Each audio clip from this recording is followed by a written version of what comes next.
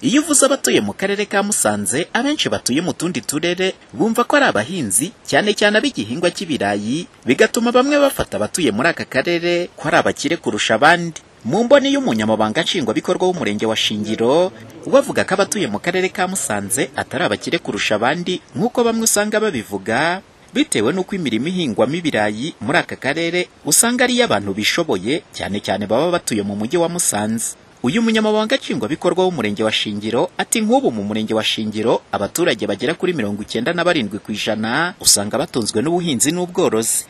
Gusa ikibabaje muri abo 97% batunzwe n'ubuhinzi n'ubworozi, muri bo byibuze abafite 1/10 cya hegitari babasha guhingaho bagera kuri 80%. Kuvuga ngo 20% bonyine nibo bafite ubutaka burenze 1/10 cya hegitari.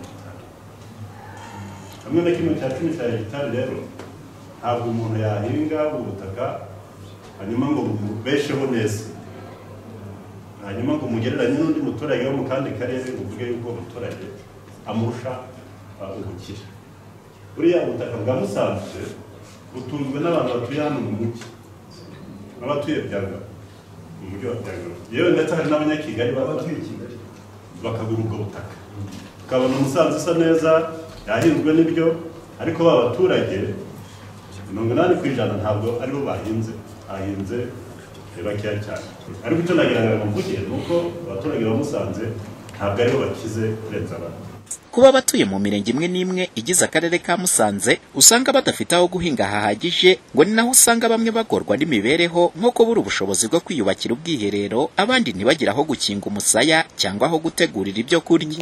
Ubu twaburaye, ubonye ukuntu imvura yaguye, iguha agiye gupagasa atarashaka aho guteka, atarashaka inkwi, ntayabonye uko ashaka inkwi ngo acane, ntiyabonye uko ashaka amakara, ubwo twaburaye kubera no kubura aho gucana. Birashoboka ugomba kwita ahantu umanza waryama, ubwiherero bukaza nyuma.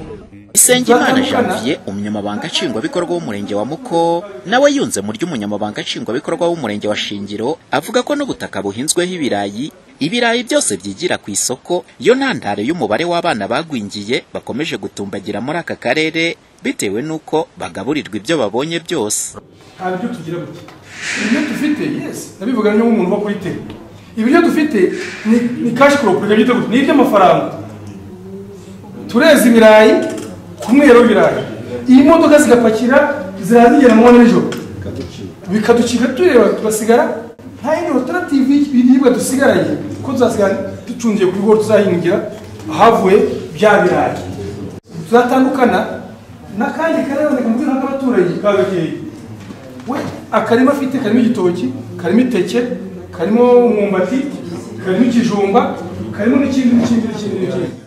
Imwe mu nzira yo gufasha ba mikoro make kugira ngo babashe gutera imbere nuko bafasha binyuze muri gahunda zitandukanye za leta. Gusa ngo ahenshi usanga banahawe amatungo, usanga bayagurisha nk'uko bishimangirwa n'umuyobozi w'agateganyo w'akarere ka Musanze, Bizimana Hamisi.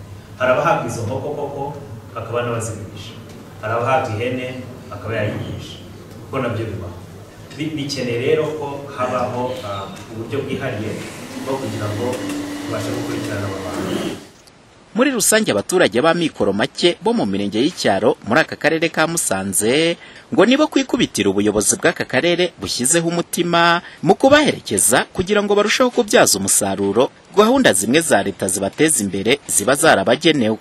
Umuhoza Honore, Flash TV, mu karere ka Musanze mu majyaruguru y'u Rwanda.